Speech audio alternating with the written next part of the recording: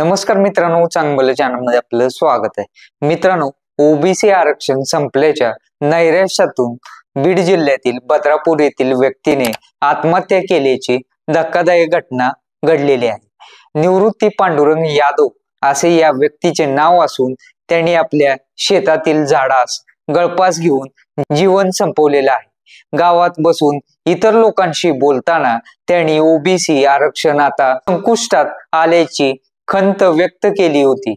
त्यांच्या नातवाला भविष्यामध्ये नोकरी मिळणार नाही या विचाराने ते खूप निराश झाले होते। या नैराश्यातूनच त्यांनी हे टोकाचं पाऊल उचलल्याचं बोललं जात आहे। या घटनेमुळे परिसरामध्ये हळहळ व्यक्त केली जात आहे। ओबीसी आरक्षण रद्द होण्याच्या भीतीने बीड जिल्ह्यात दुसरी आत्महत्या झालेली आहे। ओबीसी आरक्षण जाईल या चिंतेतून बीड जिल्ह्यातील नातापूर गावात गोरख नारायण देवडकर वय 50 या व्यक्तीने आत्महत्या केल्याची धक्कादायक घटना घडलेली होती।